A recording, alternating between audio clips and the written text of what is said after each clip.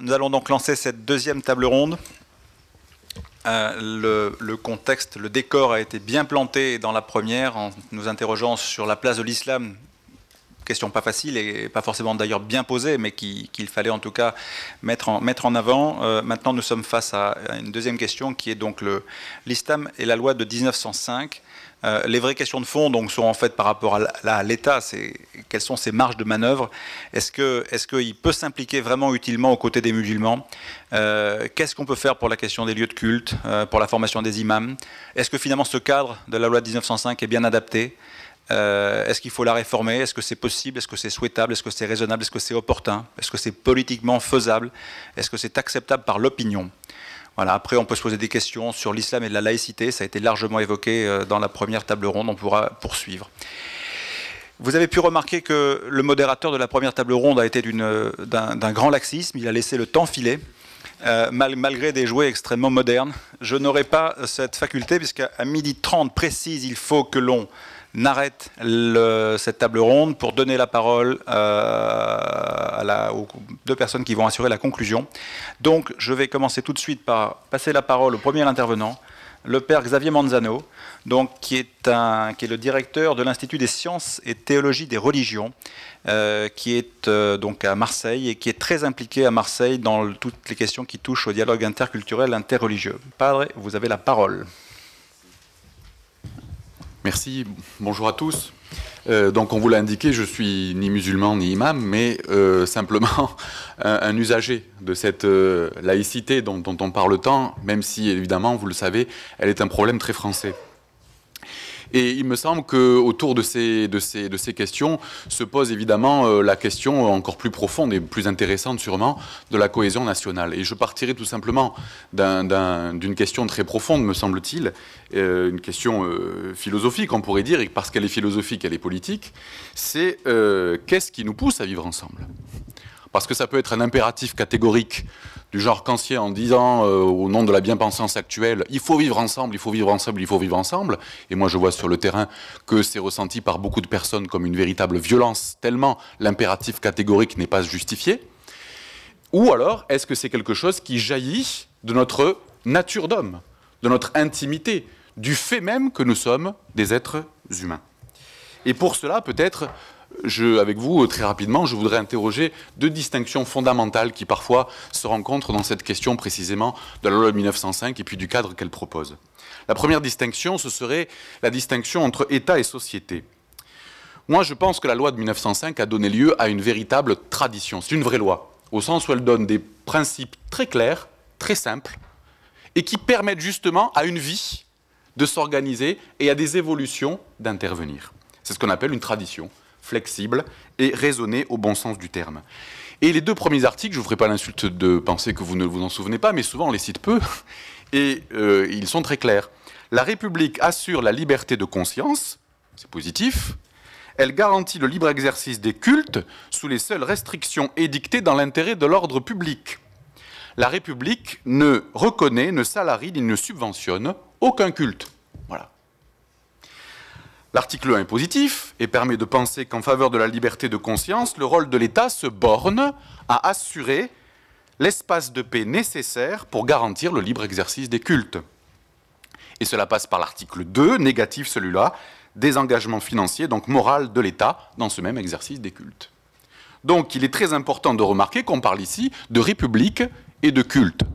Au risque de choquer, je suis très frappé de l'emphase récente sur le terme de république, qui, je vous le dis, m'énerve. Moi, je suis français, je ne suis pas républicain d'abord. La République, c'est une constitution étatique qui organise l'État. Et le culte, c'est la partie visible d'une religion. Ça n'est pas le tout d'une religion. Donc vous voyez bien qu'on est sur deux réalités ici qui sont très précises finalement.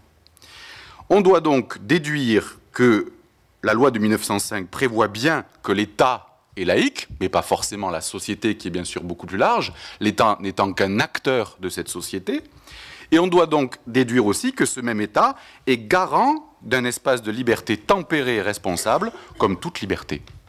J'ai peur qu'une certaine position laïciste, on en a parlé récemment, qui tend à faire de la laïcité non pas un espace, mais une sorte de religion de substitution, au sens où la laïcité serait donnée pour idole, n'aboutisse finalement qu'à une homologation grandissante entre État et société. Et je vous rappelle que c'est un système qui a fait les beaux jours des pires dictatures. Il faut que nous soyons vigilants. Seconde distinction, c'est sphère publique et sphère privée. Vous voyez bien que ce n'est pas du tout, à mon avis, l'esprit de la loi de 1905 que de homologuer société et État, justement. Et cette loi, du coup, lance un véritable défi à toutes les consciences et, du coup, aux religions, à partir du moment où elle concerne la conscience.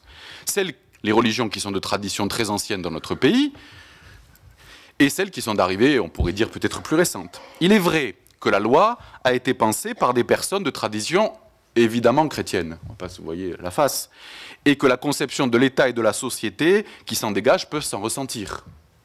Mais cela ne signifie pas que, en vertu de la tradition que la loi de 1905 est en mesure de susciter, et qui peut bannir de nos catégories le légalisme, l'inflation juridique, et cette passion bien française de tout attendre de l'État, systématiquement, comme l'unique solution, l'islam ne puisse pas y souscrire. Mais je laisserai évidemment les musulmans répondre, ce n'est pas mon rôle.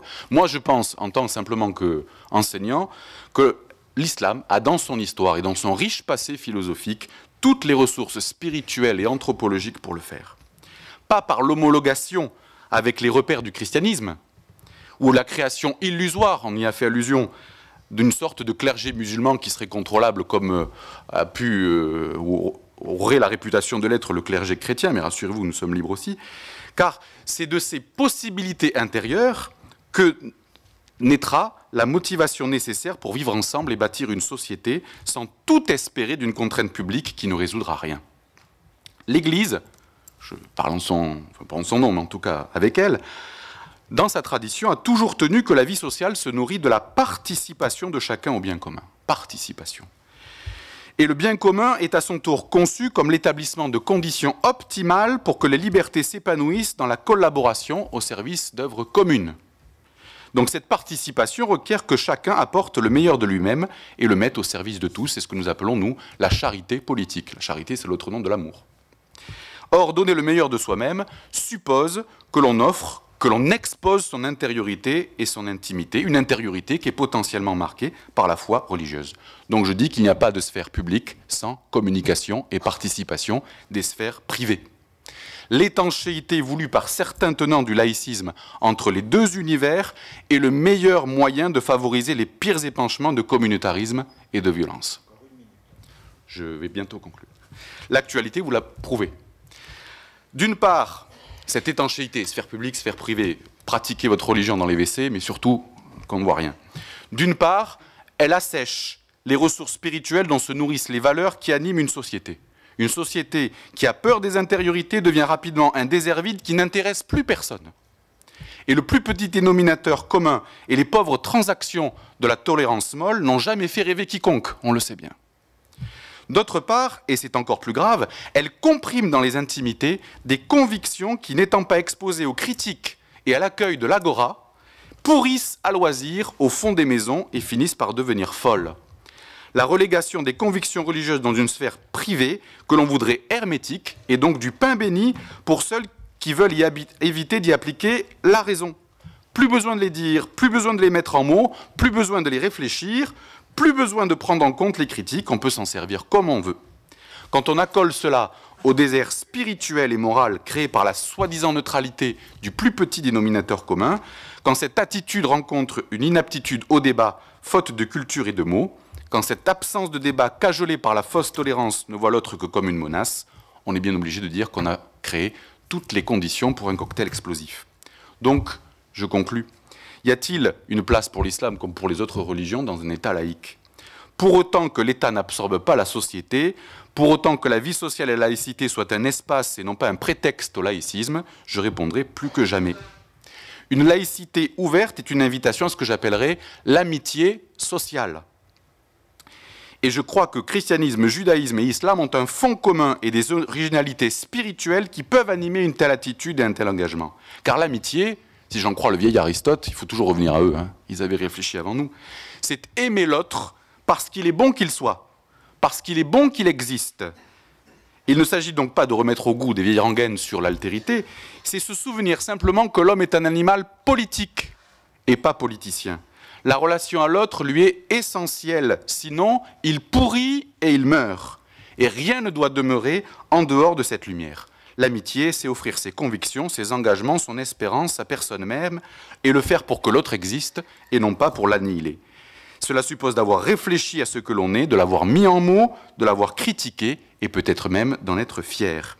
Donc, chers amis, si l'on veut que la laïcité ait quelque avenir chez nous, et la cohésion nationale plus encore, ce n'est pas la coexistence des vides qui fera une vie sociale digne de ce nom, c'est la communion de ce que nous sommes et de ce que nous portons. Je vous remercie.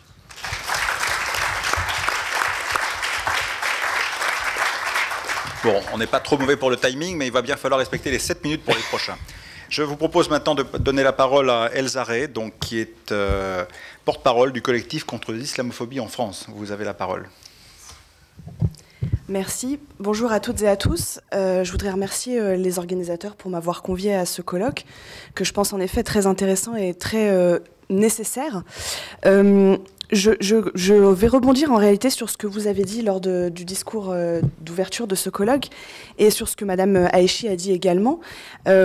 D'abord, j'aimerais dire que Madame Haïchi a fait référence à cette chape de plomb qui s'est abattue sur les Français de confession musulmane suite aux terribles événements de janvier.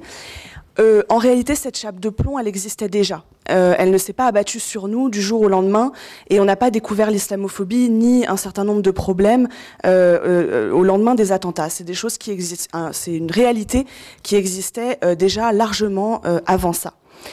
Et puis, vous avez également parlé dans votre discours de dérive, et c'est effectivement des choses que l'on observe au quotidien à l'encontre de citoyens et de citoyennes de confession musulmane. Je vais aller un petit peu plus dans les détails. En réalité, je vais abonder beaucoup de ce que vous avez dit précédemment. Je vais peut-être apporter un aspect un peu plus concret, puisque je travaille donc au collectif contre l'islamophobie en France, qui est une association de défense des droits de l'homme et qui a pour mission principale d'apporter un soutien principalement juridique aux personnes qui ont été victimes de discrimination ou de violence en raison de leur appartenance religieuse, réelle ou supposée d'ailleurs. Ces personnes nous contactent directement, non pas uniquement pour se plaindre, mais surtout pour faire valoir leurs droits et pour que le cadre légal de notre pays soit respecté pour toutes et pour tous. Je pense que la loi de 1905, puisque c'est le sujet de cette table ronde, elle ne doit, à mon sens, elle ne doit pas être réformée, elle doit être appliquée pour tous et pour toutes. Parce que cette loi, d'abord, on confond souvent la laïcité et la loi de 1905. La laïcité est un principe, la loi de 1905 est une loi. Malheureusement, sur le terrain, on observe souvent que on nous parle de loi de la laïcité alors que ça n'existe pas. Il y a beaucoup de confusion. Et donc, il faut que cette loi de 1905, elle soit appliquée à tous les citoyens. Malheureusement, ça n'est pas la réalité aujourd'hui. Et au CCIF, nous recevons tous les jours un certain nombre de signalements de personnes qui se sont lésées dans leurs droits et qui le sont de manière, c'est-à-dire les discriminants, le justifient à partir de cette loi de 1905 ou du principe de laïcité, qui est très souvent soit très mal compris, soit excessivement interprété de manière idéologique. Il faut savoir que nous recensons donc les actes islamophobes en France et en Europe d'ailleurs. On publie pour la France un rapport annuel tous les ans avec un certain nombre de chiffres et de tendances. Et pour l'année 2014 par exemple, pour vous dire justement que cette chape de plomb ne date pas de 2015, en 2014, on a relevé un peu plus de 760 actes islamophobes sur l'année 2014 et 70% de ces actes sont des discriminations. 71% de ces discriminations apparaissent dans des services publics. 71% des discriminations. Donc là, il y a un réel problème. Et quand je vous parle de discrimination, je ne vous parle pas de mauvaise appréciation ou d'anecdotes, je vous parle de situations illicites, illégales, où les droits des personnes sont bafoués. Les victimes sont à 81,4%, pour être précise, pour l'année 2014, sont des femmes. des femmes portant le foulard bien entendu, puisqu'identifiables immédiatement comme étant musulmanes, mais pas seulement. Les femmes sont les premières victimes, ce qui nous fait dire que l'islamophobie, c'est une forme de racisme, mais aussi une forme de sexisme. Donc, pour en revenir au cadre de la loi de 1905, bien souvent, il y a une interprétation abusive, ou en tout cas une mauvaise interprétation de ce cadre-là, qui conduit à des discriminations tout à fait inacceptables, comme par exemple une jeune femme qui veut retirer un papier dans sa mairie, et à qui on va conditionner le retrait du dit document au retrait de son foulard, ce qui est bien entendu illicite et ce qui arrive régulièrement. On a parlé récemment de l'affaire de la jupe, je pense que vous en avez tous entendu parler, les précédents intervenants et intervenantes en ont également parlé. Cette affaire de la jupe, elle est symptomatique, et surtout parce qu'il ne s'agit pas d'un fait isolé. Il se trouve que cette affaire-là a été particulièrement médiatisée, mais nous, au CCIF, pour l'année 2014, on a géré une centaine de cas similaires. En quoi c'est problématique et en quoi c'est dangereux pour notre pays ? Parce qu'on se retrouve avec d'abord une différence de traitement. C'est-à-dire que vous avez des jeunes filles identifiées comme étant musulmanes, soit par leur patronyme, soit parce qu'elles portent le foulard à l'extérieur de l'établissement. Et ces jeunes filles sont donc embêtées, pour être vraiment soft sur le mot, en raison de la tenue qu'elles portent au collège ou au lycée. Ça peut être des jupes longues, ça peut être des robes, des gilets, on a même eu des bandeaux, des cols roulés, on a tout eu. Le souci, c'est que d'autres jeunes filles qui portent le même type de tenue, parce que vous le savez sans doute, la jupe longue est relativement à la mode, mais qui ne sont pas de confession musulmane, n'ont pas le même souci. Et là, quel message on envoie à nos enfants, et en particulier à ces jeunes filles qui fréquentent l'école républicaine et qui s'appliquent à respecter le cadre, en l'occurrence de la loi de 1905 et de la loi du 15 mars 2004, qui retirent leurs signes religieux à l'entrée, avant de pénétrer dans l'établissement, et qui se retrouvent harcelés, et parfois de manière très violente, en raison de leur tenue. Je vous donne cet exemple-là, pour vous dire que là, on est clairement dans une interprétation excessive, à la fois du principe de laïcité, puisque c'est souvent ce qui revient de la part du personnel enseignant, c'est « oui, mais on est dans un établissement laïque, donc on ne peut pas porter de jupon quand on est musulmane ». Sauf que je ne suis pas juriste pour le coup, pas du tout, mais mon travail au CCIF m'a un peu obligée à l'être. Il existe des lois dans ce pays quand même qui sont claires. La loi du 15 mars 2004 l'est. Elle précise de manière claire quels sont les signes religieux. Une minute. Quels sont les signes, merci. Quels sont les signes religieux qui sont prohibés à l'intérieur des établissements. Et donc, c'est pour ça que je vous dis que le cadre légal qui existe doit être respecté pour tous et pour toutes. Et donc, j'en reviens à ce que je disais précédemment, c'est que ces dérives sont clairement dirigées, et ça n'est pas dans une volonté de victimisation, parce que c'est souvent quelque chose qui revient, mais sont la réalité des faits et des chiffres, et de la réalité du terrain pour travailler dessus depuis plusieurs années au quotidien. Ces dérives s'adressent principalement aux citoyens, aux citoyennes de confession musulmane, et ont pour conséquence directe l'exclusion ou déjà la stigmatisation de manière générale des Français de confession musulmane, mais surtout l'exclusion, en particulier des femmes et des jeunes filles, du monde de l'éducation, du travail. Globalement, pour résumer, parce qu'il faut que je conclue, lorsqu'on est une femme musulmane en France, à chaque étape de sa vie, on rencontre des difficultés, et voire même des grandes difficultés. Lorsqu'on est petite fille, donc à l'école, ensuite adolescente, ensuite étudiante, parce que le port du foulard n'est pas interdit à l'université, mais il y a quand même des dérives de plus en plus souvent. Lorsqu'on veut chercher du travail, même lorsqu'on veut se marier, ensuite quand on a des enfants, c'est en sortie scolaire qu'on nous interdit d'accompagner nos enfants comme les autres mamans sous prétexte qu'on porte le foulard. Donc à chaque étape de notre vie, on est susceptible de rencontrer des obstacles illégitimes. Et donc, pour conclure, je dirais que cette loi de 1905, elle n'est pas à réformer, mais à appliquer pour toutes et pour tous. Sinon, notre pays n'est pas un pays de droit. Merci.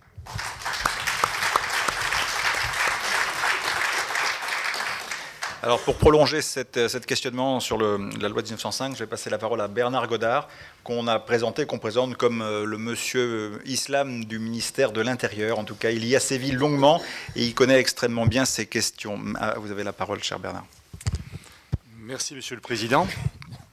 Alors, pour reprendre un petit peu dans le même veine que le président, que le père Manzanaro, je dirais que le paradoxe de la laïcité française, c'est d'être en un équilibre instable. En particulier, la loi de 1905 en est une illustration, mais c'est justement cet équilibre instable, ce qui fait peut-être cet équilibre instable, peut-être qui fait son charme, c'est celui d'être finalement entre deux pôles. C'est celui de l'article 1, effectivement, qui concerne l'obligation par l'État d'assurer la liberté de conscience et la liberté de culte, et effectivement l'article 2 qui en est effectivement l'absence de reconnaissance par l'État, toujours, effectivement, des religions en général, sauf effectivement d'exception des aumôneries.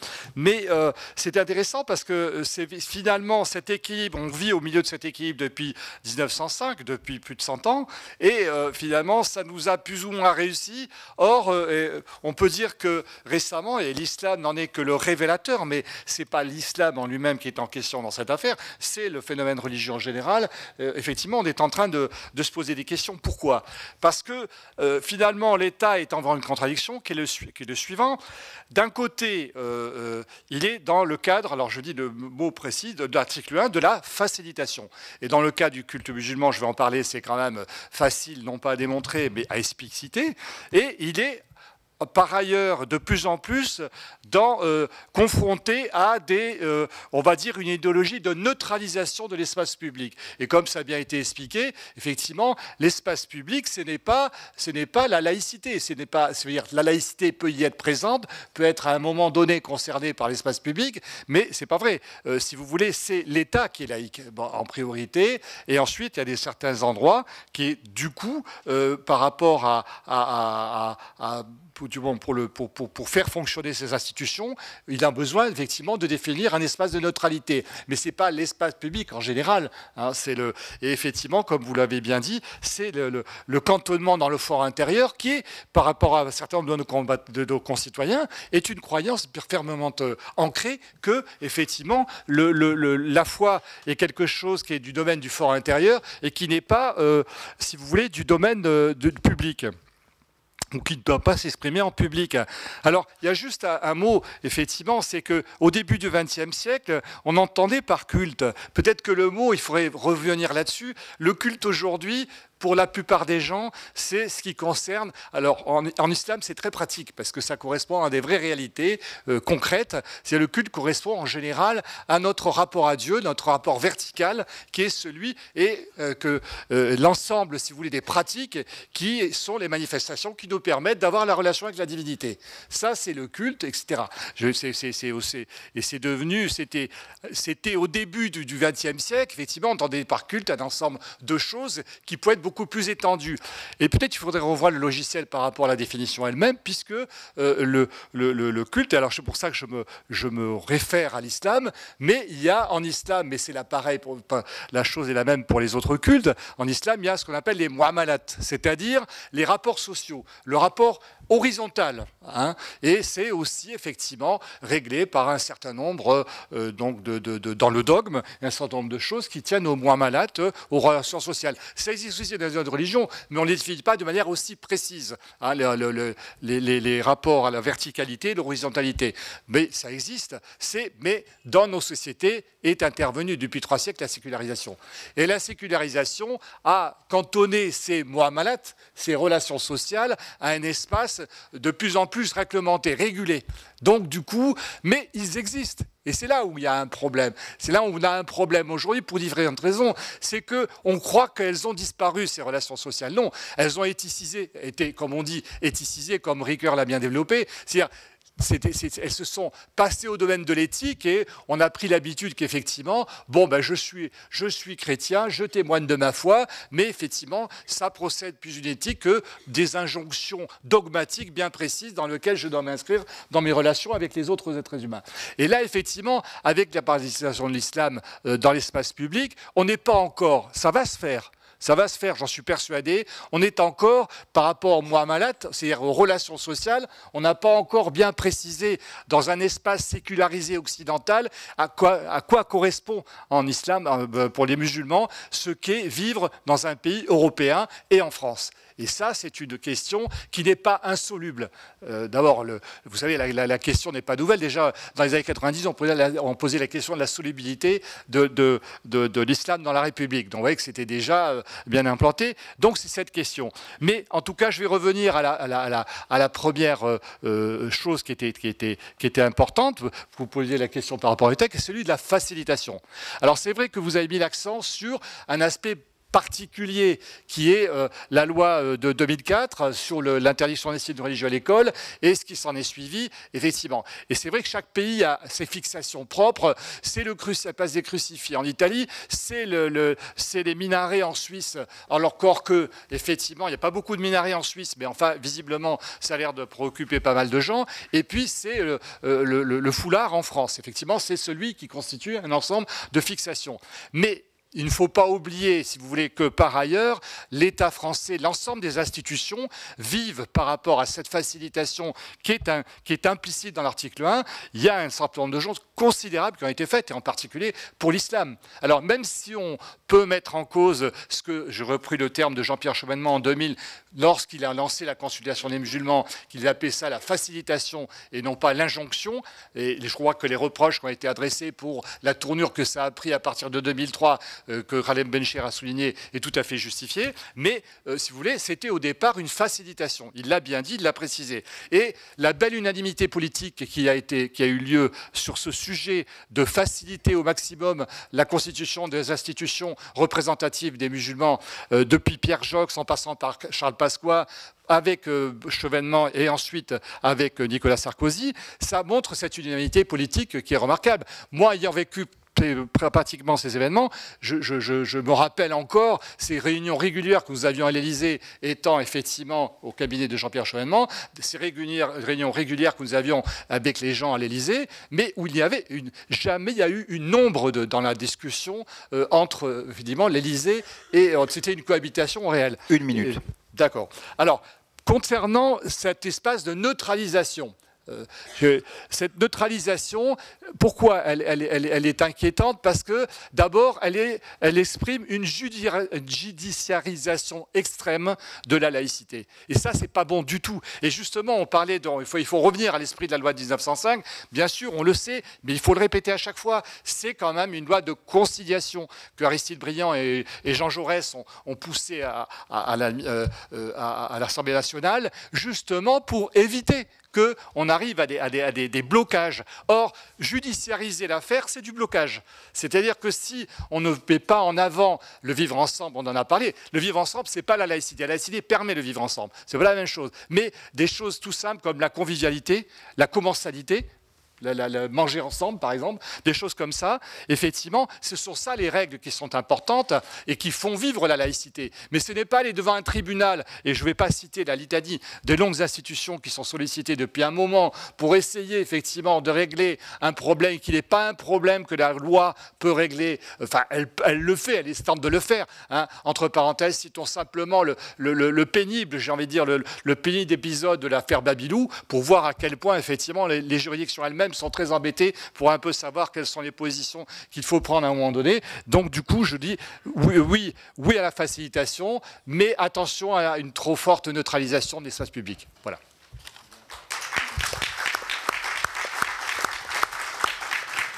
Ce n'est qu'un tout petit éclairage de ce que pourrait nous raconter Bernard Godard. Je vous recommande la lecture de son livre publié en 2015, La question musulmane en France.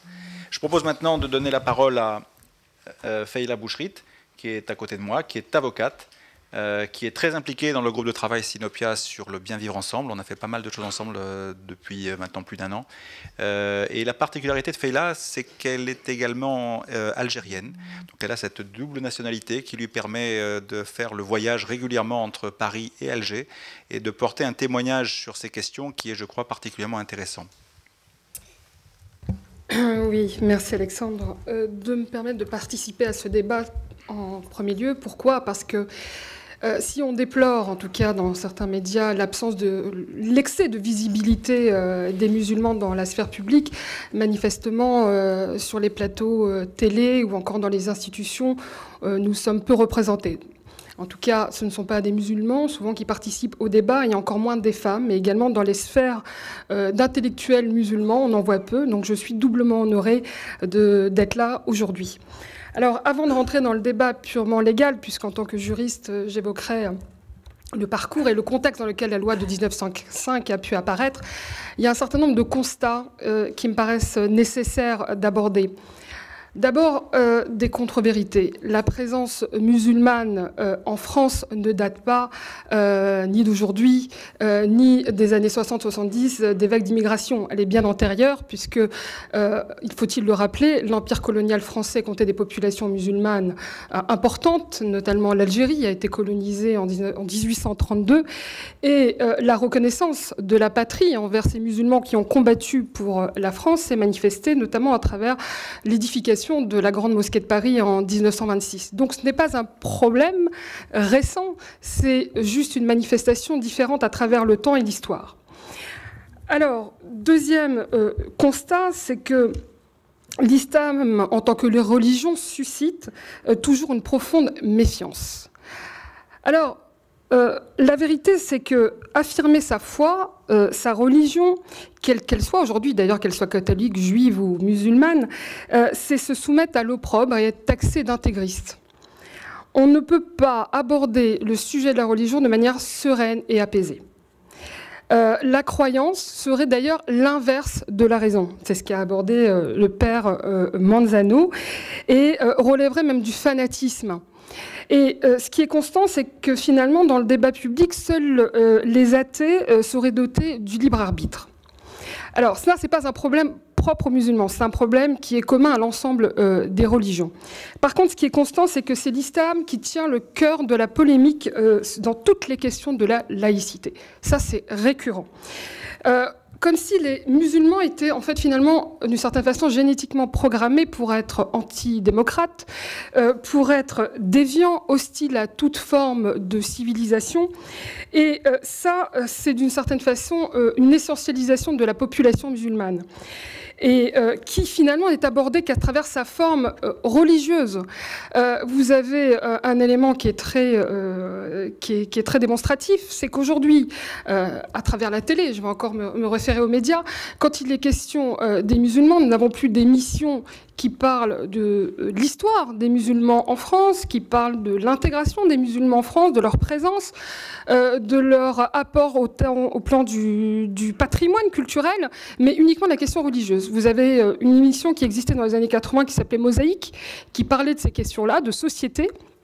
Vous avez eu une marche de l'égalité qui a été initiée en 1983, rebaptisée la marche d'Eber, mais c'était une marche de l'égalité qui posait des questions concernant l'ensemble des Français de confession ou de culture musulmane ou de milieux populaires français qui se sont manifestés. Donc on aborde ce sujet qu'à travers la religion. Aujourd'hui, vous avez une émission qui est formidablement bien menée par Khaled Bencher, qui est la religion qui porte sur l'islam le dimanche matin, qui est magnifique, mais enfin bon, l'islam et les musulmans ne se résument pas uniquement à leurs convictions, à leurs croyances.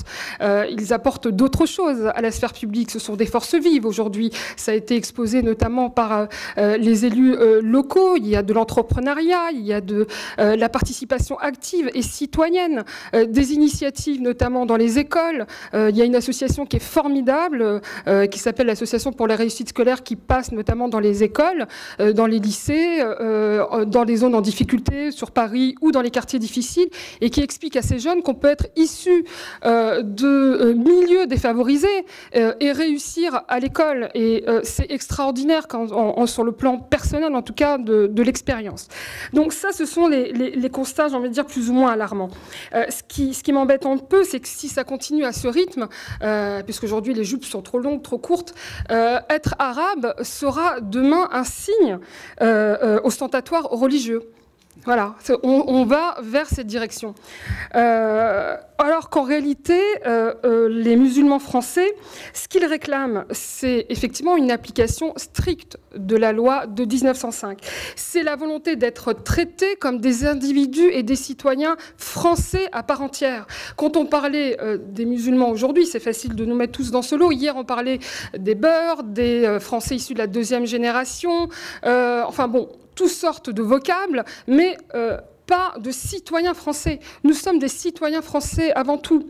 Ce n'était pas le cas de nos parents hier. Alors, ils ne rasaient pas les murs. Je trouve que c'est un faux procès qu'on leur fait. Ils avaient d'autres attentes. Ce qu'ils voulaient, c'était la réussite scolaire de leurs enfants, avec cette perspective éventuellement de retour, parce que c'était aussi la politique française, de faire appel à cette immigration, avec cette volonté éventuelle de les faire repartir. Ils sont là, il faut faire avec, il faut composer avec nous. Donc, moi, je suis plus optimiste que certains intervenants. Je crois foncièrement au vivre ensemble, mais je crois aussi, et là je vais faire hérisser certaines personnes, je crois au mariage forcé. Le mariage forcé, c'est de tendre la main et de l'accepter. Je n'attends pas qu'on vienne demander la mienne, je la donne, je l'attends et vous devez la prendre. Et nous sommes forcés et condamnés à nous entendre et à faire en sorte que ça marche. Et je suis convaincue que c'est le cas. Et si aujourd'hui il y a ces crises identitaires, s'il y a ces crises et ces replis au regard de la loi de 1905 avec toujours ce faux débat sur la laïcité, c'est que finalement cette intégration elle est en marche. La loi de 1905, elle a accouché dans la difficulté. On fait abstraction de tous les travaux préparatoires des difficultés qu'elle a posées. Il y avait 3 camps, il y avait 10 camps, il y avait plusieurs églises. C'est la loi de séparation des églises et de l'État. Aujourd'hui, c'est l'islam qui pose problème. Mais en vérité, c'est simplement qu'on prend en compte une nouvelle composante de la population et de la citoyenneté française. Alors, sur le plan purement juridique de la loi de 1905, qu'est-ce qu'elle dit, cette loi de 1905 ? Parce qu'elle est galvaudée, elle est reprise, on en dit un petit peu n'importe quoi. Vous avez l'article 2 qui proclame « La République ne reconnaît, ne salarie ni ne subventionne aucun culte ». Pour autant, l'article 1er dit que la République assure la liberté de conscience. Je vais vite. Elle garantit l'exercice des cultes sous les seules restrictions édictées dans l'intérêt public. En vérité, ce que la loi interdit à l'État, aux collectivités publiques, c'est de financer la construction de nouveaux lieux de culte. Et ça, cette disposition a posé problème puisqu'elle a créé une forme d'inégalité entre les musulmans et les autres cultes qui étaient là et ancrés dans la citoyenneté française depuis beaucoup plus longtemps. Et en réalité, cette inégalité, aujourd'hui, elle est plus ou moins palliée, puisqu'il y a des aménagements de la loi 1905. Les constructions d'édifices, indirectement, les collectivités publiques peuvent le faire à travers des baux amphithéotiques. Il y a des garanties financières qui sont accordées. Donc, on arrive à pallier progressivement. Alors, ça pose toujours des problèmes de visibilité, des problèmes de minarets, mais qui sont tellement mineurs, mais ultra minoritaires. Mais on va focaliser les projecteurs pour à échéance avec des perspectives électorales, bien évidemment, puisque la particularité aujourd'hui des pouvoirs publics et des institutions, contrairement à l'époque de la loi de 1905, c'est que les fondateurs de la loi de 1905 avaient une parfaite connaissance et maîtrise de la religion. Ce qui n'est pas le cas aujourd'hui. Nos politiciens sont très éloignés des réalités locales et concrètes des problèmes religieux. Alors, juste, je vais faire très vite, simplement sur la façon d'aborder le sujet. Les institutions publiques ont essayé de pallier à ce problème de communication avec les musulmans, et faute d'interlocuteurs, ils ont, d'une certaine façon, et je vais reprendre un peu le terme de l'intervenant tout à l'heure, christianisé un petit peu les représentations musulmanes. Pourquoi ? Parce qu'ils ont voulu apposer un schéma pyramidal avec un clergé, avec cette institution qui est le Conseil français du culte musulman, pour reproduire un modèle qui était celui de l'Église catholique. Et finalement, ça ne marche pas parce qu'il n'y a pas de clergé dans l'islam. Donc il y a un vrai problème de réflexion sur la méthode d'aborder la discussion et de trouver des interlocuteurs légitimes. Parce que les pouvoirs étatiques étrangers, bien évidemment, se précipitent pour pouvoir intervenir et avoir leur mot à dire, ce qui enlève toute crédibilité à travers ces institutions. Mais surtout, moi, ce que je demande, c'est l'abolition de ces institutions, parce que finalement, elles s'accaparent une parole communautaire et elles prouvent que leur inefficacité a œuvré ensemble. Et ça, c'est d'une certaine façon, elles confessionnalisent les liens sociaux. On ramène encore une fois tout ça aux religieux. Dernier aspect, et ça, je serai très rapide. Je pense qu'on fait totalement abstraction aujourd'hui de la réalité, de la modernité, de la pensée islamique et à travers ça de la société démocratique française. Pourquoi est-ce qu'on fait abstraction de ça ? Aujourd'hui, il y a 5 millions de musulmans en France, mais il y a aussi 1,5 milliard de musulmans dans le monde. La France est le premier pays musulman en France quantitativement. Donc on ne peut pas faire, en Europe, donc on ne peut pas faire abstraction de cette donnée, on doit tenir compte des aspects internes, mais également des aspects internationaux. Or, aujourd'hui, cette discussion, ce débat sur la laïcité, ce débat sur la société civile, provoque un débat interne également dans l'islam, dans la sphère de la pensée et de la communauté musulmane. Mais surtout, il y a également un travail sur l'islam inclusif, il y a un travail, il y a un dynamisme du féminisme arabe et musulman aujourd'hui qui est précurseur. Et j'ai envie que demain, la France soit d'une certaine façon un exemple pour l'ensemble des pays démocratiques émergents. Je pense à la Tunisie qui s'est beaucoup inspiré la Constitution française pour fonder sa Constitution. Et ça, ce sont des données qui sont importantes. La vérité, c'est qu'il y a un échec des politiques, un échec également des islams politiques, et aujourd'hui, on converge vers un nouveau modèle. Alors, la dernière phrase que j'aborderai, ça sera de dire, oui, je suis avocate, c'est la déformation professionnelle. Pour moi, en fait, je me dis, c'est que la question n'est pas tant de véritablement libérer la religion, les hommes de la religion, c'est de libérer la religion des hommes. Et à ce titre, je citerai une phrase de Jean-Yves Pic qui nous explique que puisque nos sociétés nous abrutissent de paroles bruyantes pour camoufler le désastre qu'elles organisent en silence, mettons-nous bruyamment au cœur du désastre pour organiser silencieusement la parole.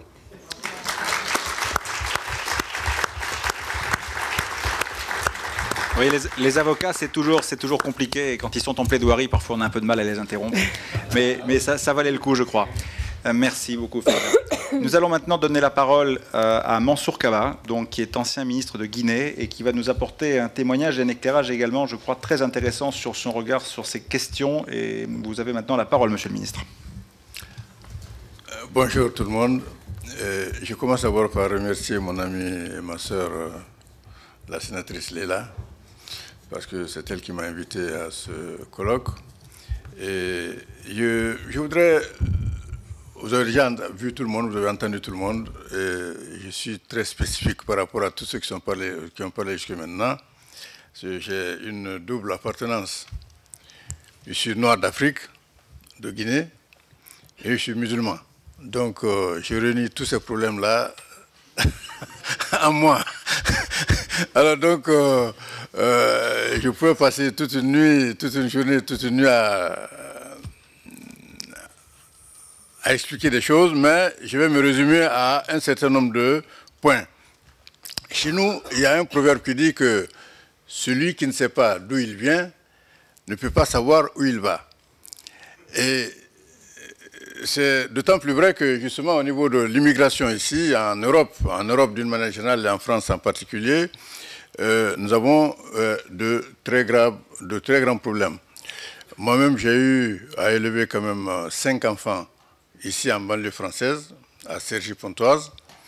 Et c'est un peu le problème que j'ai constaté avec mes enfants qui m'ont amené en 2001 à trouver d'autres amis ici à Paris pour leur demander, pour proposer la création d'une association. Une association Immigration et Racines.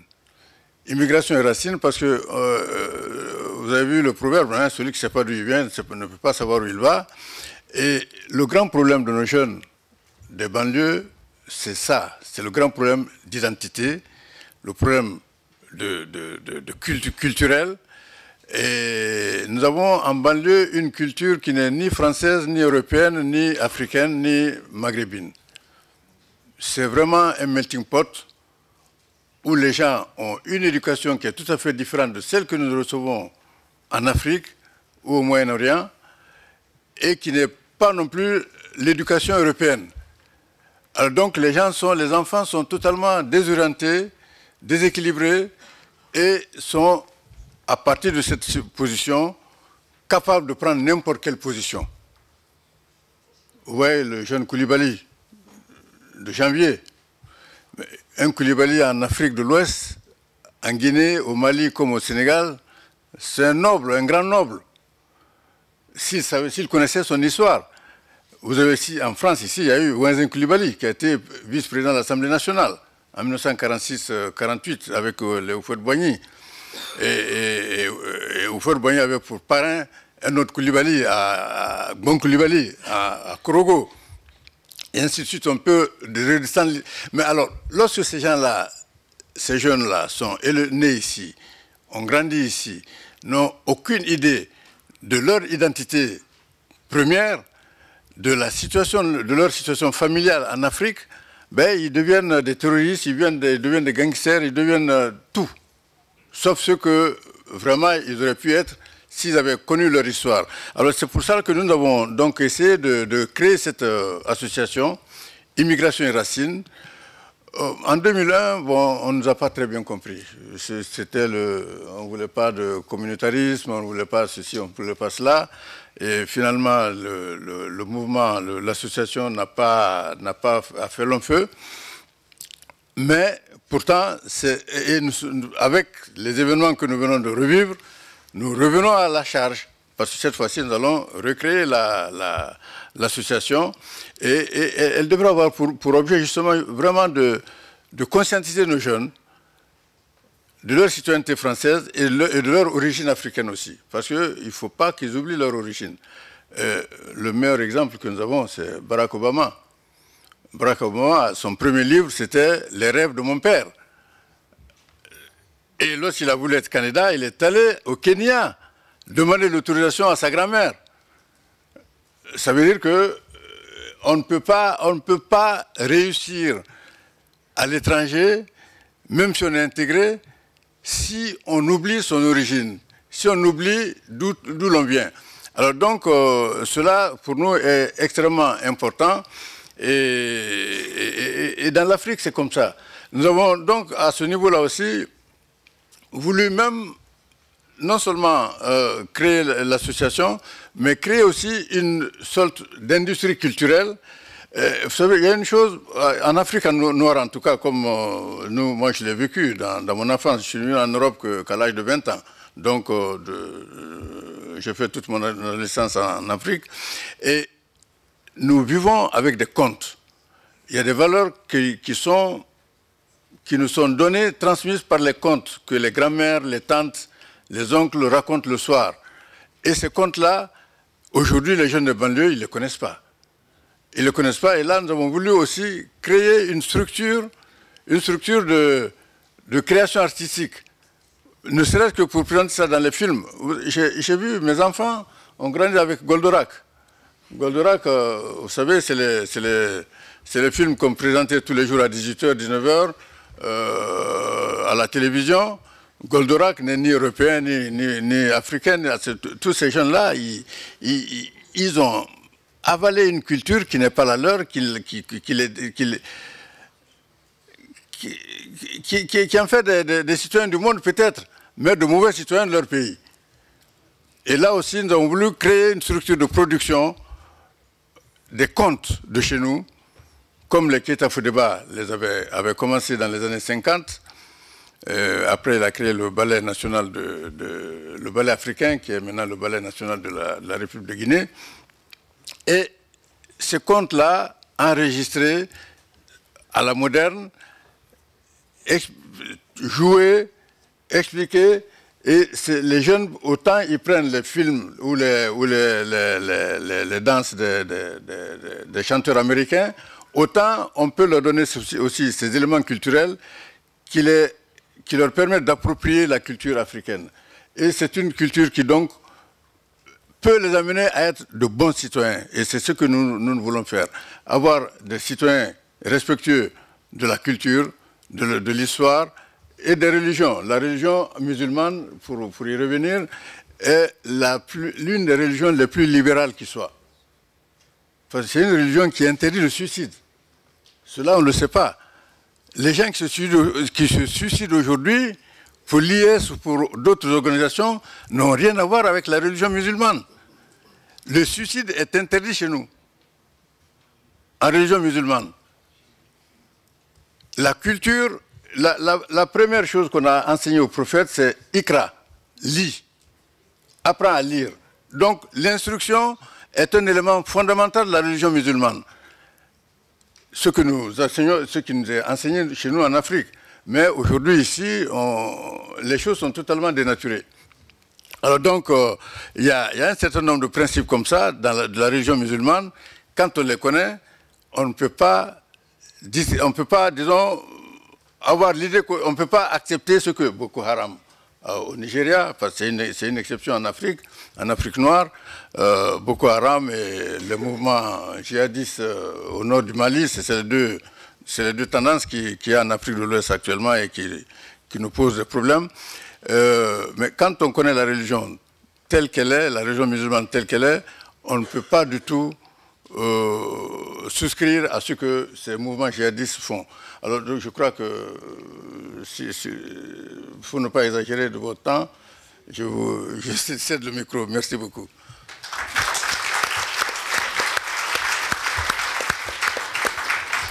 Merci, Monsieur le Ministre. Il y a beaucoup de sagesse dans vos propos. Ça fait du bien de l'entendre. Merci infiniment. Le dernier intervenant de cette table ronde, Moussa Kedimila, qui va vous prouver qu'il est un sociologue éminent. Micro d'abord. Alors tout d'abord, je souhaite en quelques secondes remercier les organisateurs, bien évidemment, et l'ensemble d'entre vous d'être venus effectivement nous entendre, parce que je pense que c'est un sujet très important à un moment important de notre pays.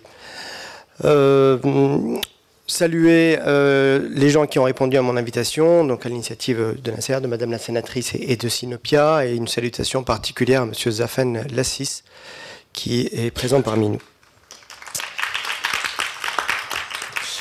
Alors, vous avez vu que le programme est rock'n'roll, donc attachez vos ceintures parce que j'ai quelques minutes pour vous dire un tas de choses.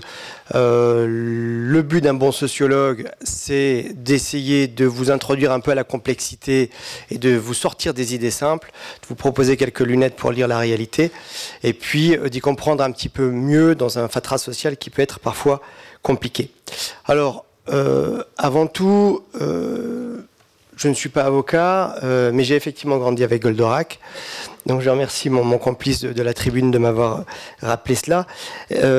Donc il y a une anecdote peut-être pour introduire mon propos, c'est celle-ci. Récemment, j'étais dans un dîner mondain et quelqu'un de très distingué, tiré à 4 épingles, est venu me voir en me disant « J'ai noté votre nom, vous êtes musulman ?» J'ai dit « Oui ». Et donc il a commencé à me faire un couplet que je connais très bien, on me le fait souvent, son passé de militaire dans les Aurès et l'adoration qu'il avait du Constantinois et ses dernières vacances en Tunisie. Là où ça devient intéressant, parce que le sociologue est malicieux, méfiez-vous, je lui ai dit mais je suis aussi d'origine du pays de Jeanne d'Arc et de celui du Clafoutis. Alors il a réfléchi quelques secondes et il m'a dit en Champagne. Je dis non, tout faux, en Lorraine. Et là où c'était encore plus intéressant, c'est quand je lui ai dit et vous?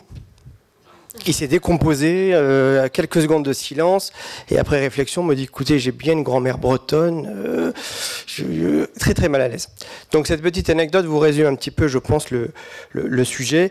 Alors ce que je vous propose très rapidement, parce qu'on n'a pas le temps, c'est une proposition en entonnoir. Effectivement, ma complice vous l'a dit, l'islam n'est pas né dans les foyers Sonacotra ou dans les usines Renault donc de Poissy ou du Nord-Pas-de-Calais.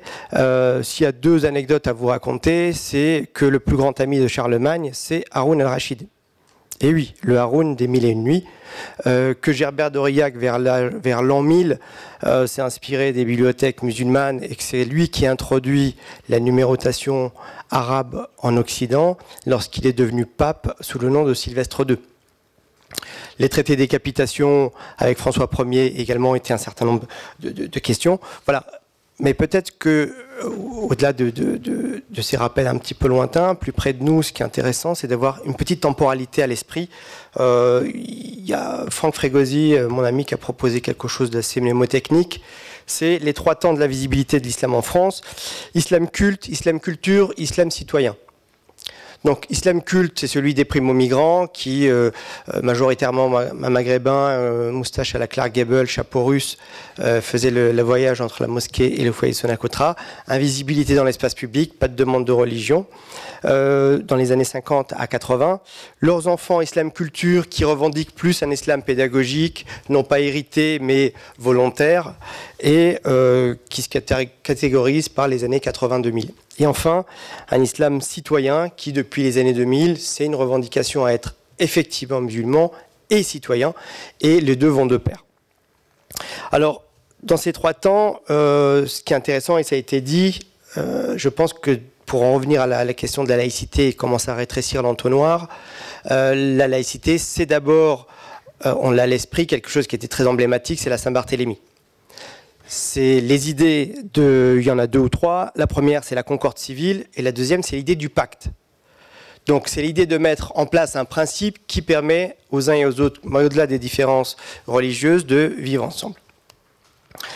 Alors la France de 1905 n'est pas celle de 2015. Effectivement, il y a entre les deux un gap qui est celui de ce monde qui s'est globalisé, qui s'est complexifié. Et alors, ce que je vous propose ce matin, c'est peut-être un petit focus sur l'islam dans les prisons, puisque j'ai mené avec Farhad Khosrow-Khavar la première enquête dans les prisons françaises. C'était une enquête comparée France-Angleterre. Et ça a démontré essentiellement qu'il y avait des dysfonctionnements du pacte républicain, du pacte laïque à l'intérieur des prisons. Donc la prison est intéressante en soi parce qu'elle symbolise l'État, la coercition pour des gens qui ont outrepassé sa loi, mais également, elle est aussi le symbole de la garantie qui est donnée à la liberté de culte. Alors, quelques chiffres sur l'islam carcéral. 67 500 détenus, chiffre administration pénitentiaire en 2014. 18 300 sont musulmans. Comme on a calculé ce chiffre, on n'est pas allé à Béziers demander aux services municipaux. On a simplement, durant le ramadan, calculé le nombre de gens qui ne venaient pas manger. Donc, il y a un peu de déperdition parce qu'il y avait peut-être quelques végétariens dans le tas, mais on est autour de 27% à peu près de la population carcérale qui serait musulmane. Il y a 180 aumôniers, comparativement on est à peu près à 600, 650 catholiques, 300 protestants, 90 juifs, une petite dizaine de bouddhistes et il y a 5 ou 6 témoins de Jéhovah. Donc ça vous donne un petit peu les rapports. Alors je parlais de dysfonctionnement qui était assez symbolique avant de vous faire des propositions de sortie de crise. Les dysfonctionnements, il y en a plusieurs. C'est par exemple autour de la question des fêtes. Donc il y a un colis qui est systématiquement donné aux détenus au moment de Noël et bien évidemment les revendications, ça a été de la part des détenus juifs de le vouloir à Yom Kippour ou à Rosh Hashanah et les musulmans de l'avoir au moment de la grande ou de la petite fête à l'issue du mois de Ramadan ou autre. Donc deuxième dysfonctionnement lié à la question du voile, et je fais très vite, la question du voile en prison, les détenues féminines, on en a interrogé un certain nombre, ont interdiction de porter le voile à l'extérieur de leur cellule. Ce qui est un paradoxe total puisque, bon, par essence, la religion musulmane impose le voile dans l'espace public et non pas dans l'espace privé, d'autant plus que des bonnes sœurs catholiques interviennent en prison avec leur tenue religieuse. Donc je vous laisse chercher l'erreur. Troisième point qui est litigieux sur ce dysfonctionnement du pacte laïque, la question de la pratique du jeûne ou de la pratique de la consommation de viande halal. Des prisons, alors en Alsace-Moselle, parce qu'il y a le concordat effectivement, ont résolu le problème en mettant 100% de viande halal dans les prisons. Ça a créé d'autres problèmes puisque des gens qui refusaient de manger halal ont dit on refuse de manger de la viande halal en dehors de la viande de porc. Et enfin, un dernier problème, c'est celui de l'aumônerie. Et là, je parle sous l'autorité de l'aumônier national des armées qui est présent parmi nous, donc le colonel Arbi. La question de l'aumônerie soulève la question de l'égalité, puisque je vous ai donné les chiffres, et on voit que là également, ces problèmes de dysfonctionnement se posent. Alors, pour conclure, 5 propositions que j'appellerais opératoires, et qui me semblent être des débuts de solutions, pour changer ce paradigme, puisque le titre que j'avais proposé aux organisateurs, c'était « Fonction et dysfonction du pacte laïque ». Quelle rupture, quelle voie de refonte. Première question, c'est celui de la sortie du cercle de la pensée. C'est une formule de Tocqueville qui veut simplement dire que en France, on fonctionne toujours dans des politiques d'excès ou de défaut. Vous êtes trop ceci, vous n'êtes pas assez cela. Donc cet excès manque de pragmatisme et de créativité. Je pense que c'est 2 termes qui sont très très importants. Donc cette question du changement de paradigme, elle est aujourd'hui fondamentale après les événements de janvier où on est entré dans un décrochage qui est en train de s'accélérer entre différentes strates de la société. Et on le voit notamment dans la question du voile, puisque un certain nombre de mes complices à la tribune en ont parlé. La loi de 2004 a simplement renforcé la visibilité du voile dans l'espace public. Deuxième piste. 1 minute. Ça me suffira, merci Monsieur le Président. La deuxième piste, c'est celui d'une très forte politique d'égalité des chances. On a fait des 3 pas en avant, 3 pas en arrière, avec création de la HALD, donc disparition de la HALD. Aujourd'hui, la question de l'égalité des chances me paraît une question fondamentale, et on le voit notamment dans les entretiens qu'on a pu avoir en prison, mais également à l'extérieur dans des quartiers dits sensibles. C'est cette question de l'égalité et de la reconnaissance de tous les enfants de la République. Ce principe républicain, on voit que il est assez significatif. Je vous donne un exemple très concret. On a demandé à un détenu récidiviste classé comme radical en prison, qu'est-ce qu'il aurait fallu pour que vous sortiez de ce cercle infernal de la récidive de l'islam radical dans lequel vous êtes entré. Il expliquait qu'il a été refusé à un CAP boucherie et que petit à petit, de bon an mal an, il s'est retrouvé dans un quartier, entré dans la spirale de la délinquance, et que s'il fallait quelque chose pour qu'il change, c'était les 3 P, ce que j'ai appelé les 3 P. Un petit travail, une petite maison et un petit boulot. Donc vous voyez que cette question de l'égalité me paraît fondamentale. 3e point, celui de la formation de tous des préposés, substituts ou commis, grands ou petits, de l'État sur la question de l'islam en France. Il y a un gros déficit de ce point de vue-là qui génère un certain nombre de problèmes. Et tout à l'heure, ça a été évoqué par la représentante du CCIF, 71% des actes d'islamophobes sont le fait de l'État lui-même. Avant-dernier point, l'accommodement raisonnable. Je pense que c'est très intéressant de s'inspirer du pragmatisme anglo-saxon sur un certain nombre de questions. Il me semble que les Canadiens sont assez à l'avance. Cette question de l'accommodement raisonnable, c'est de laisser un petit peu de côté les mythes et les idéaux pour rentrer dans la réelle politique et de voir qu'est-ce qui est faisable en trouvant des consensus. Et enfin, la dernière, et non pas la moindre, l'idée du moratoire de la laïcité. Donc ça peut faire hérisser les cheveux à un certain nombre de gens également. Mais il y a un article très intéressant qui est paru il y a 1 mois et demi de Jean-Michel Guénol, disant qu'effectivement il y a une légitimité de l'État à assurer sa sécurité, une légitimité de renforcement de la sécurité après les attentats de janvier. Par contre, de renforcer la laïcité, c'est un non-sens, puisque grosso modo, on va entrer... On avait commencé de le faire dans 2 blocs qui vont se confronter. La laïcardie, donc des gens laïcards qui sont dans une vision exclusiviste de la laïcité en l'érigeant en religion suprême. Et de l'autre côté, la cléricardie, quelle que soit sa religion, sa confession, sa philosophie, de s'enfermer dans un autisme qui ne nous mènera nulle part. Alors, conclusion, et c'est ma dernière phrase. On a des pénalités à partir de 12h30. D'accord. Ma dernière phrase, c'est Confucius qui a dit que le plus grand voyage, c'est de faire le tour de lui-même. Donc je pense qu'on a impérativement à faire le tour de nous-mêmes très rapidement pour sortir de ce problème. Merci.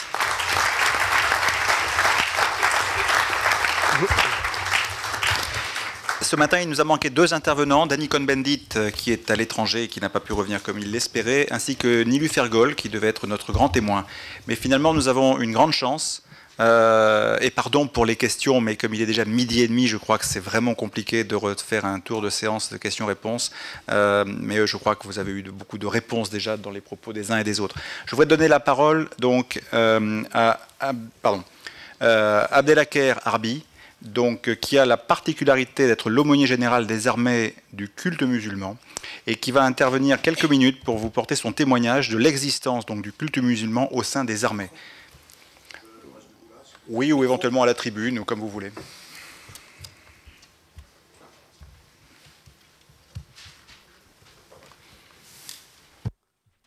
Alors, bonjour à tous. Alors, remercier évidemment les organisateurs de ce colloque très intéressant. Sans avoir la prétention de vouloir conclure ce colloque, simplement apporter un témoignage. Mais avant cela, je voudrais répondre, si ce n'est pas une question qu'il posait, mais dire à M. Lefebvre, la question concernant, je voulais vous le dire tout à l'heure, je n'ai pas eu le temps de vous le dire, il existe bien des cérémonies pour les chrétiens dans les armées. Chaque année, le ministère de la Défense organise 4 fois 2, c'est-à-dire à l'occasion du 6 mai, à l'occasion du 11 novembre, qui sont les 2 fêtes nationales célébrées par la Défense nationale, pour honorer tous ces morts. Alors, une cérémonie a lieu aux Invalides au Saint-Louis, à l'église de Saint-Louis, pour les catholiques, pour ceux qui veulent y aller, au Temple pour les protestants, à la synagogue de la Victoire pour les militaires de confession juive, et à la Grande Mosquée de Paris pour les musulmans. Ce qui fait qu'il y a bien quelque chose pour les chrétiens. L'armée, par principe, a depuis très très longtemps intégré ce principe de laïcité. Ce principe de laïcité est une réalité dans les armées. même si le culte musulman dans les armées est présent depuis maintenant 10 ans, l'aumônerie militaire du culte musulman existe depuis 10 ans, ce principe de laïcité, de neutralité, d'application pleine et entière de la laïcité, dans tous ces principes, est pratiqué dans une des institutions de la République, et laquelle? L'armée, la défense nationale. Il y a aujourd'hui 230 aumôniers, tout culte confondu, 140 du culte catholique, 38 imams. Alors, ils ne sont pas tous imams, il y a 35 imams et 3 femmes. J'ai également 3 femmes avec moi. Alors, qui ne sont pas imams parce qu'il n'y a pas de femmes imams dans la région musulmane, mais elles servent, je dirais, également le culte musulman. 35 pasteurs et 20 rabbins. Ce qui fait que l'armée a su, je dirais, dans l'esprit visionnaire, je dirais, contenter tous ces soldats. Il y avait un ministre de la guerre qui disait vous ne pouvez pas demander à ceux qui vont sacrifier leur vie pour la France de ne pas croire en l'au-delà. C'est ce principe qui a été repris après, par la suite, et nous avons pu ainsi intégrer en 2005, ça fait maintenant 10 ans, que les imams seront pas intégrés dans l'armée française. Sur les propos qui ont été les interventions des uns et des autres, je retiendrai 2 choses. La première, et ça a été dit par plusieurs des intervenants, c'est la notion d'amour. En réalité, on manque d'amour. Et puis le dire ne suffit pas.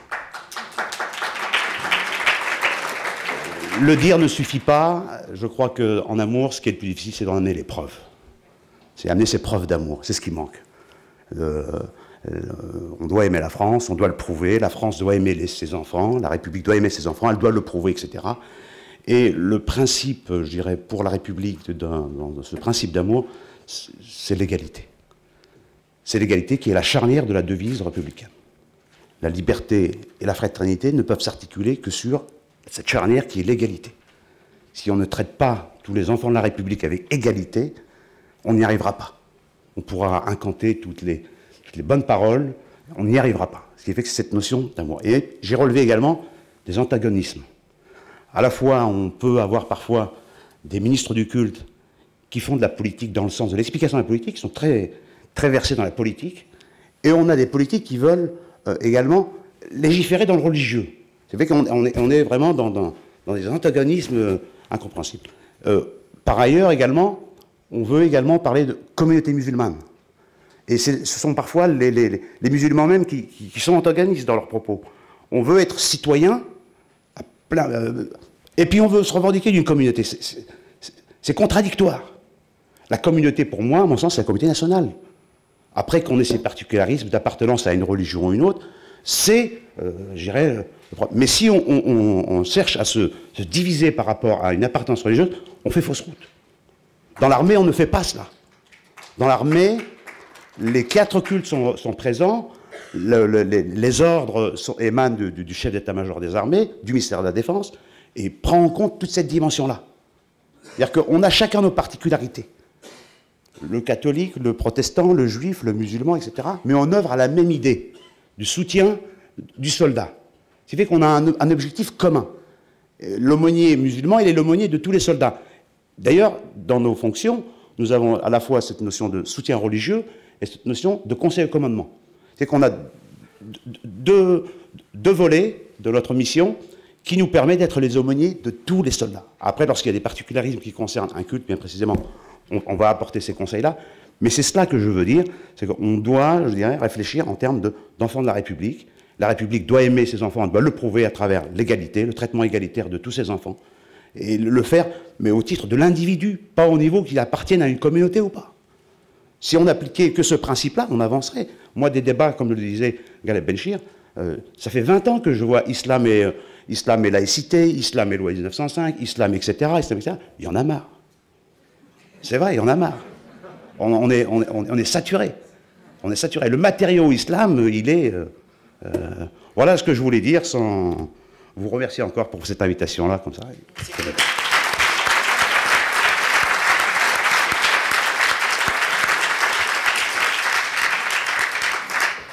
Merci, mon colonel. Les applaudissements signifient quelque chose. Je peux prendre une question, si vous voulez, une intervention.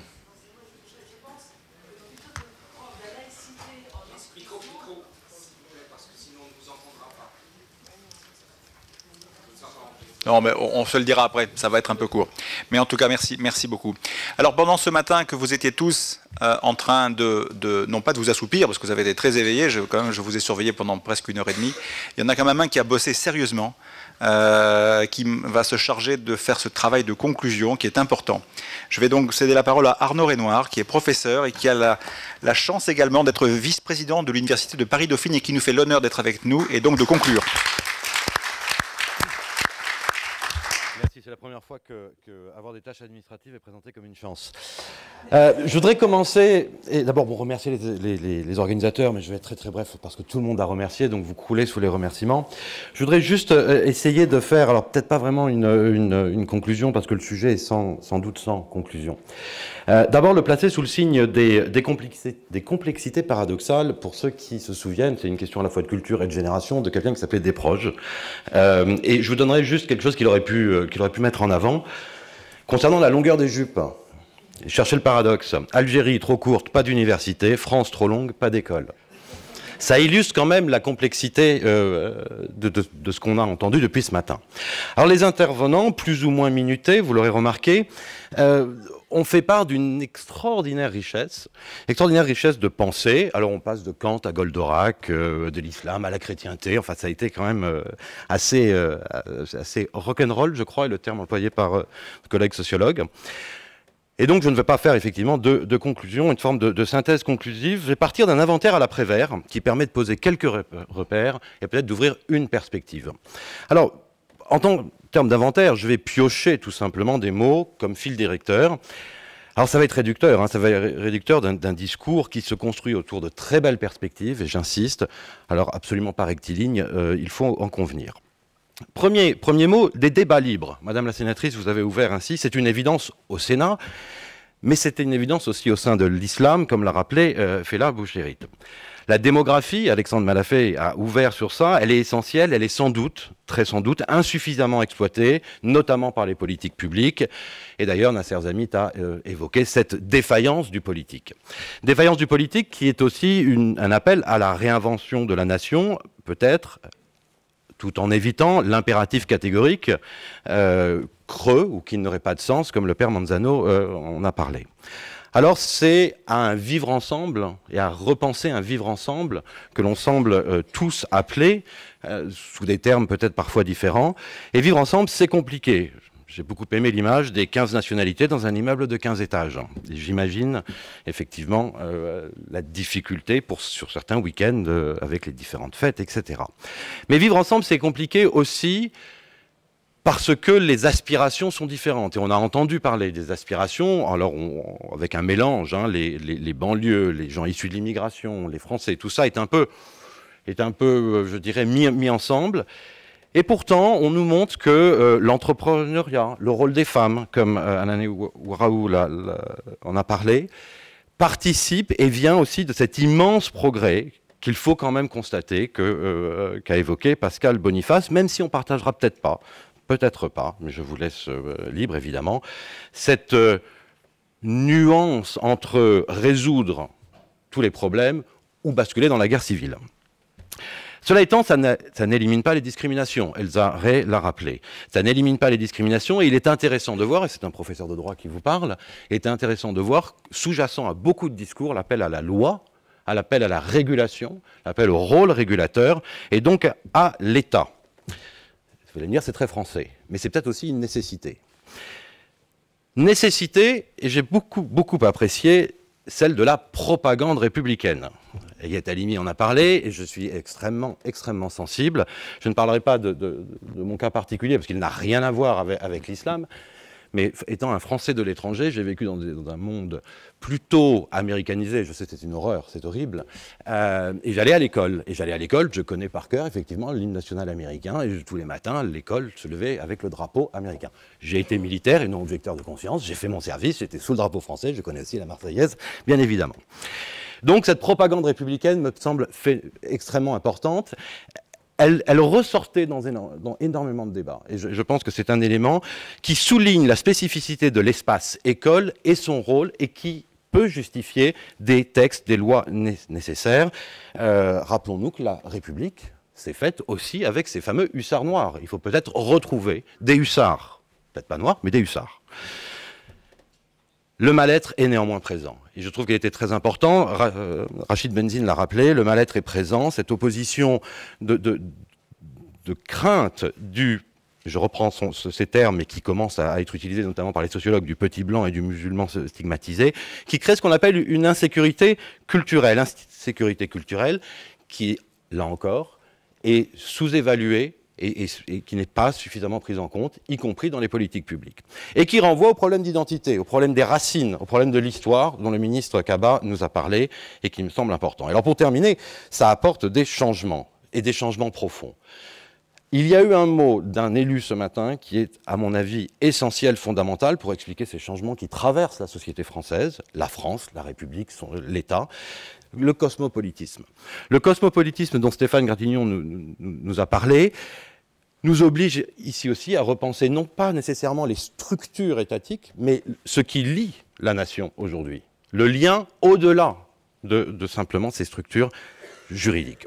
Ce qui impose effectivement de s'attaquer aux incuries organiques dont Khaled Bencheikh nous a parlé, là encore, appel à un arbitre, appel à des règles, on retrouve le rôle de l'État. Ce qui suppose, alors évidemment il a aussi parlé du fatras idéal, je pense qu'on ne va pas y toucher, c'est un peu compliqué s'il faut reprendre toute la pensée de l'Occident, de l'Orient, etc. en quelques heures, même au Sénat. Ce qui suppose de nouvelles approches, et je terminerai sur ça, l'accommodement raisonnable dont Moussa Kadimila a parlé, en se tournant d'ailleurs vers nos cousins québécois, qui sont assez intéressants dans la façon dont ils traitent les problèmes sociaux, et qui sont dans une société effectivement multiculturelle. Et puis, respecter l'égalité, dont vous avez parlé, mon colonel, traduction de l'amour de la nation à ses enfants, tous ces éléments-là, très riches, ont animé le débat.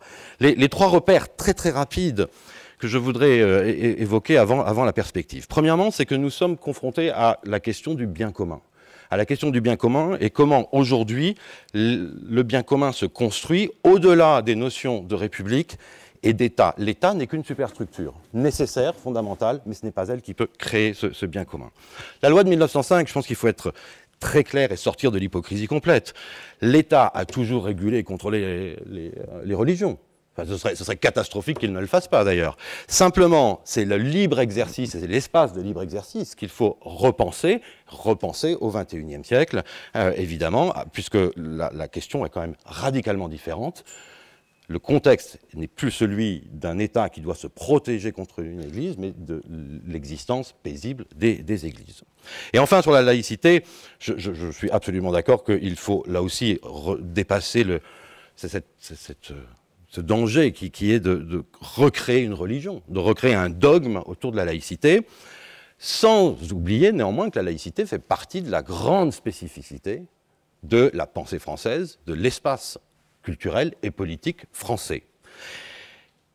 Et ce que signifie au fond la laïcité, ce n'est pas effectivement une notion juridique, c'est un grand principe qui peut inspirer la lecture et l'interprétation, mais c'est en revanche, je pense, quelque chose qui est fondamental, et c'est l'existence d'un espace public de liberté. Il y a donc, je pense, sous-jacent à ce terme de laïcité, un refus radical de toute imposition d'un mode de vie ou de mœurs tiré de la religion, mais il n'y a absolument pas de négation du fait religieux. Il n'y a pas aujourd'hui, au XXIe siècle, de volonté de négation du fait religieux, ce qui a pu exister à une époque, mais ce qui ne correspond pas à la situation actuelle. Et alors la perspective, c'est que toutes ces idées, vous avez raison, on en a marre, pour prendre votre expression, toutes ces idées, sans doute sont-elles présentes depuis longtemps, sans doute existent-elles, les concepts, les mots. Mais il faut maintenant passer à autre chose. Il faut passer à de l'opérationnel, à des actions concrètes. Alors vous allez sourire, c'est un universitaire qui vous parle. Mais il faut néanmoins passer au concret. Et que ce qui nous attend, et ce qui attend la génération actuelle, les générations à venir, c'est précisément des transformations, non pas dans les ouvrages très savants que nous publions tous, mais dans la réalité du quotidien. Et il me semble que si je peux maintenant terminer, et en respectant l'idée qu'en avaient les organisateurs, c'est que ce qui doit sortir de cette demi-journée, longue demi-journée, c'est précisément un regard posé sur des actions concrètes, des modes opératoires. Alors j'aurais pu vous parler de toute une série d'actions que nous menons dans les universités par exemple, mais ce n'est plus le lieu ni le temps. Et donc je vous convie avec les organisateurs le 24 novembre 2015 à l'université Paris-Dauphine pour une seconde édition qui devrait, mais je m'en remets évidemment aux organisateurs pour trouver un joli titre, qui devrait s'intéresser aux aspects opératoires et aux actions concrètes aux politiques publiques qui peuvent être tirées de tout cela. Je vous remercie.